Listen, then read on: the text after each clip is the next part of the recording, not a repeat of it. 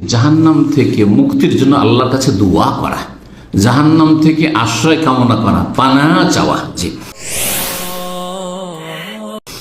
এই মর্মে সূরা ফুরকানের আয়াত নম্বর 65-তে আল্লাহ ইরশাদ করেছেন, 64-65-তে, ইবাদুর রহমান, রহমানের বান্দা যারা জান্নাতি, জাহান্নামে যাবে না, তাদের গুণাবলী বর্ণনা করতে গিয়ে আল্লাহ বলছেন কি, ওয়াল্লাযীনা ইয়াকুলুন, যারা এই দোয়া পড়ে, হ্যাঁ, রব্বানা রব্বানাসরিফ আন্না আযাবা জাহান্নাম, আল্লাহ জাহান্নামের আযাব থেকে আমাদের থেকে জাহান্নামের আযাবকে দূরে রাখো।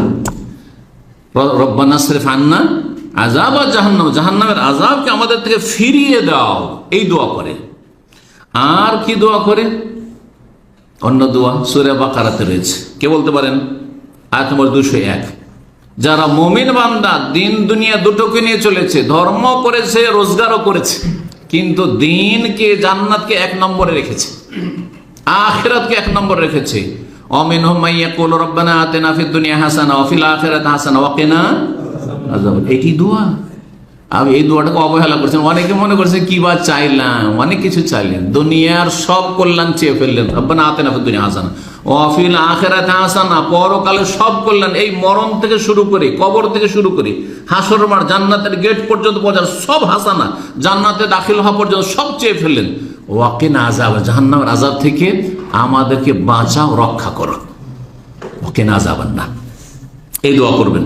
নবী সাল্লাল্লাহু আলাইহি ওয়াসাল্লাম একটি হাদিস শোনায়, তিরমিজি, নাসাইতে রয়েছে, হাদিসটি সহিহ, আল্লামা আলবানী বলছেন সহিহুল জামিতে।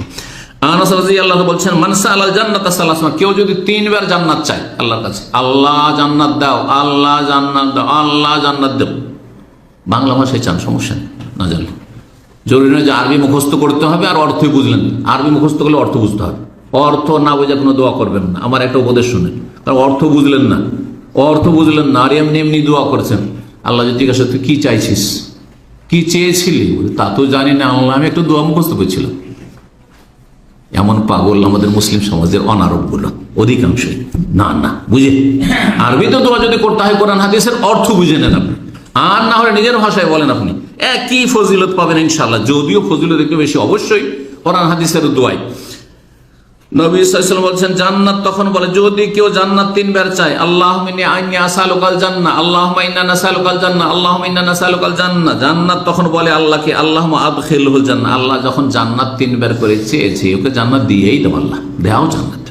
ওয়া মান ইসতাজারা মিনান নার সালাহ, কেউ যদি জাহান্নাম থেকে 3 বার মুক্তি কামনা করে, কালাতিন নার, জাহান্নাম তখন আল্লাহর কাছে দরখাস্ত করে, আল্লাহুম্মা আজিরহু মিনান নার, আল্লাহ তাকে জাহান্নাম থেকে রক্ষা করো। এই জন্য যদি আরবিতে বল